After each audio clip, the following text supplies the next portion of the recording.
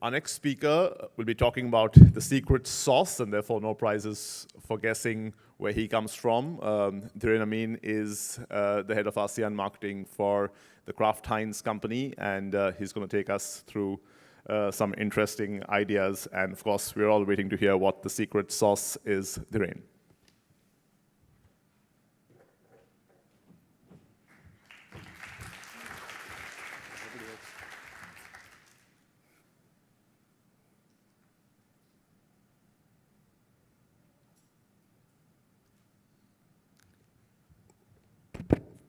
Okay, I don't know what the secret sauce is, okay? So when this topic came to me, I was like, I don't know the answer to this question, so I should talk about the one thing that I know, which is not porn. But while the topic of my presentation is quite deceptive, and some of you may argue that actually porn is not bad content after all, it does market itself. It's not the full topic of my presentation. The full topic of my presentation is making great food porn. That's the one thing that I can talk about, given that I'm a food marketer. So I'm going to spend the next 15 minutes talking about some things that I think we've learned about doing good food content marketing. So that's my topic. The first thing I realized when I took this job up was that creating food content is bloody hard. And here's why. If you search just for the word food porn on Instagram, you'll find 136 million posts. 136 million. I don't want to do a show of hands, but I think almost everybody in this room would have posted at some point in time about food. Some great food picture, some great food that you've eaten, almost everyone, right? So that's really our challenge. How do you create brands? How do brands create great food content when you and I are good at it? That's first. Second, how is branded food content going to compete with MasterChef? It's almost impossible, right? Third, food is part of pop culture, just like it's part of everyday consumption. Hollywood creates films about food that make you drool, right?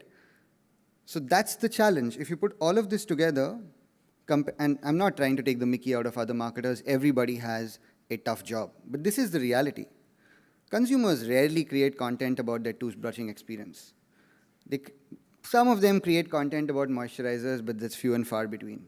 But everybody tweets, updates, or blogs about food, right? Hollywood doesn't make movies about brushing, laundry, or moisturizing. They don't, yeah? But food is mainstream content for Hollywood. There isn't any content on Netflix about, as far as I can remember, about laundry, brushing, or moisturizing, yeah? But Netflix has Parts Unknown and Chef's Table.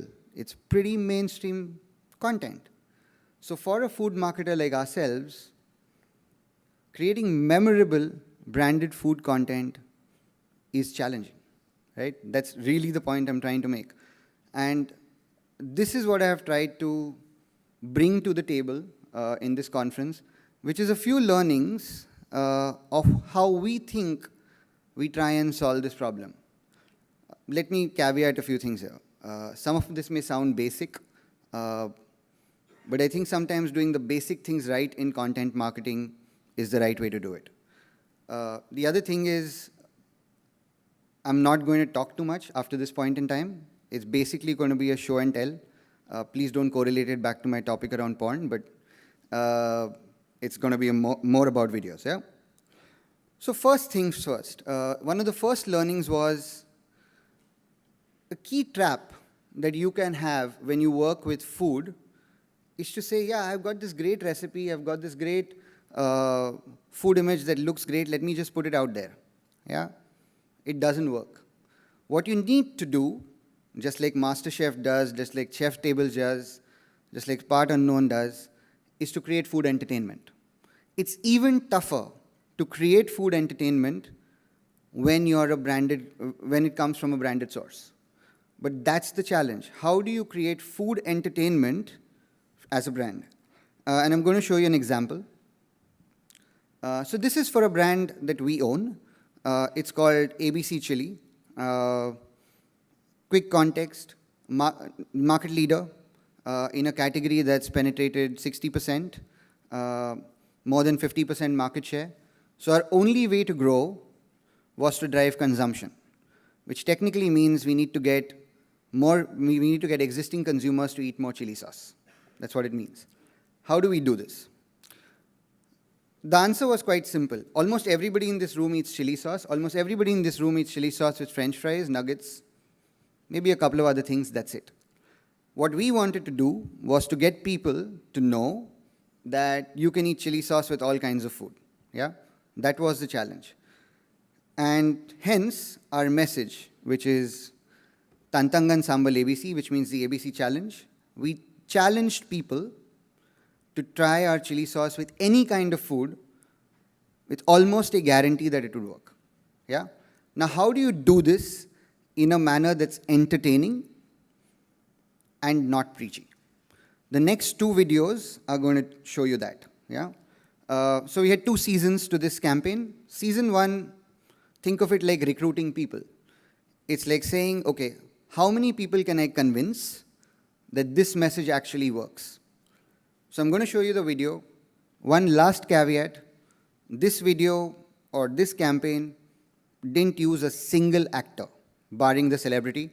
Everybody you see in this video are real consumers who went through the experience and vouched for it, and that formed our campaign. So here goes.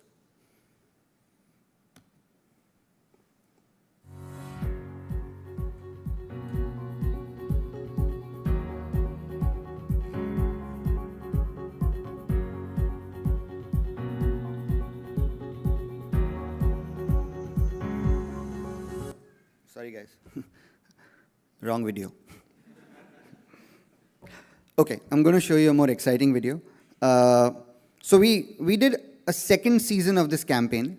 The first season was about recruitment of people. It was a boring video anyway. I'm just trying to cover my boo-boo. The second season was about telling people that this works with 1,000+ kinds of food. So we can pair chili sauce with 1,000+ kinds of food. Yeah, that was the campaign. How did we do this?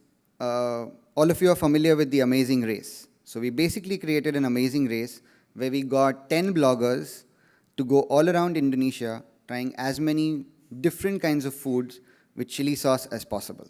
That was really the campaign. So I'm going to show you the video. 1 second. I'm going to check it's the right video.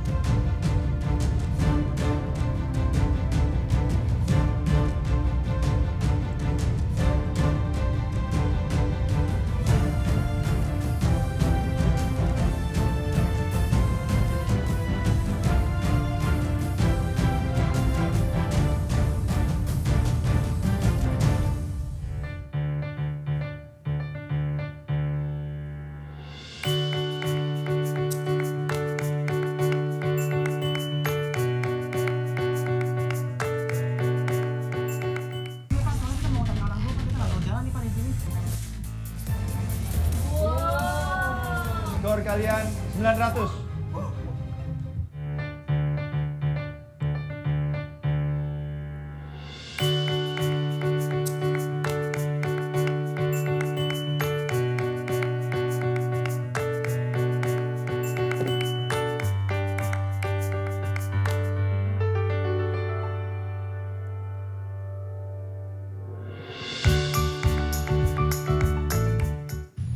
saya secara pribadi akan sangat suka makanan yang manis. Saya kombinasikan dengan sambal ABC.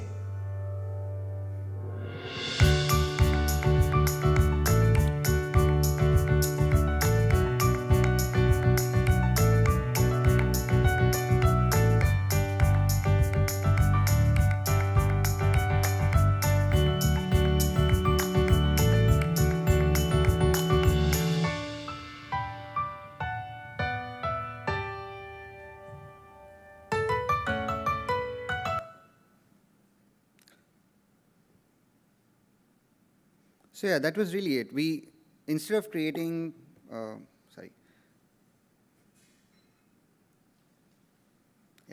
So instead of creating regular pairings of food, what we essentially did was we said, okay, can we create a food experience people would like to watch that in which we can instill our main message of food pairings?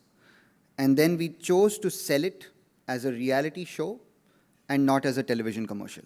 So essentially, we are committed to creating experiences around food pairings for chili sauce. It did rather well in terms of engagement. The second season did way better than the first, close to 19 million views, 20 million reach, beat the YouTube benchmark in terms of FMCG standards by quite a bit. Did really well for business. As I said, our job was to increase consumption. In all through 2016, we were actually dropping in consumption, which is the pink bar that you see behind me. And then once we started running this campaign, which was around food experiences, we have seen consumption start to increase, which is 2017 Jan onwards, again, the pink bars behind me. So creating food experiences, in our experience, pun intended, does work, especially in terms of landing branded content and getting results. The second point is actually a relatively boring marketer-based point of view, but it holds true. And that is about, this is really sensitive. That is about brand-led consistency. Again, not about one-off recipe brilliance. There is always going to be a lure in food content marketing to talk about the next great recipe. There is always going to be a lure to integrate your brand into it. One of the things marketers need to be very sure of is that we have brand-led consistency in the content we create. And I'm going to give you an example. This is another brand we own called ABC Soy. Soy is, we are the second largest player in the soy market in Indonesia. Soy is like salt for Indonesia, so it's a really proper mass market product. In 2016, we chose to focus on a functional benefit, which is made from the first press of soybeans. Very boring, again, from whether you think of marketing or advertising, a very boring product message. But we needed to make it relevant, coming to a point that one of the speakers made earlier. And we said we are going to integrate this into everyday cooking. So the one box that you see in the center, the role for digital and social was to make first press relevant in everyday cooking. And the way we have done that now over 2 years is by introducing a concept called first press recipes, which basically says that any recipe that you make at home every day can be made better with first press ingredients. We have stuck to this. I'm not going to show you the recipes because they're regular food recipes, just branded first press very well. And we did 3 seasons now. In the first season, we used a celebrity. In the second season, we used a chef. And in the season that runs currently, we just make very good-looking recipes around first press. And this has worked very well for us. This strategy works especially in basically growing a loyal base of consumers, which drives higher engagement. So when you have a loyal base of consumers, people are going to come back and watch your content when you post it, and it lowers cost over time. And we have seen this happen. We have seen over a period of time that the amount of money we invest in these recipes over season 1 versus season 2 versus season 3, the return on investment has exponentially increased. Yeah? whether it's in terms of average Facebook views, whether it's in terms of average YouTube views, website performance, or even the bars that you see at the bottom.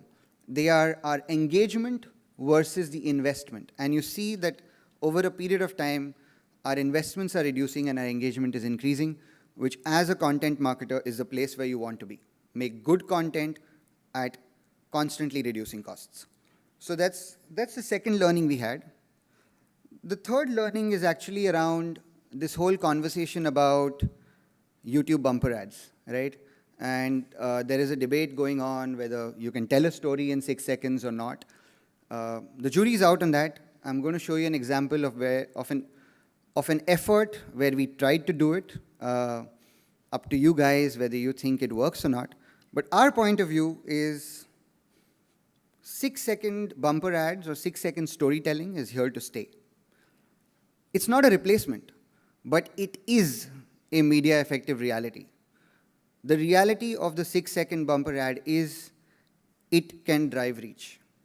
It can also drive engagement if you do it right, but it can definitely drive reach, which can bring your costs down. So our point of view on this is it's a media effective reality. It's very soon going to be a part of most media plans, but it is not a replacement to long format content. As an example of us having dabbled in this is a campaign that we launched just 4 days back, actually. It's for a product called ABC Mung Bean Ready to Drink. It's a hunger filler. It's a juice which is a hunger filler given that it has mung bean. A communication challenge can be defined as impact. We wanted to create a dramatic intervention that makes working moms acknowledge mung bean ABC as an effective hunger filler. It's tough, right? You go to working mothers and say, you know what? Here's another hunger filler. It's going to be you're going to fly by night. So how do you do this in a dramatic manner? Yeah? And then the challenge, of course, which most marketers face is I had no money, right? So it was with little investment. So how do you get maximum impact with little investment? So it's accelerated awareness without any mass media investments. So we made a media choice of saying, we are going to go after large reach with the 6-second bumper ads because at least it guarantees reach. Our creative content challenge was how do we make this interesting? We created 6 6-second bumpers which were around the idea of hungry makes you angry. Yeah? That was the idea. Not angry, like regular angry, but the videos I'm going to show you are plain batshit crazy. Yeah? That angry. So here's an attempt and have a look.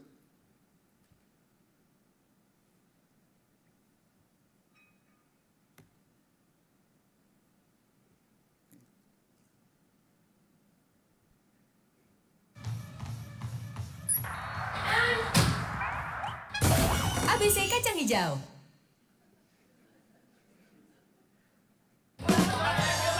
Film ini yang bunuh suaminya.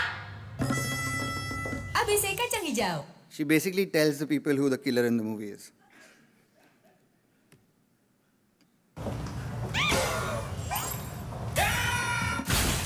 ABC kacang hijau.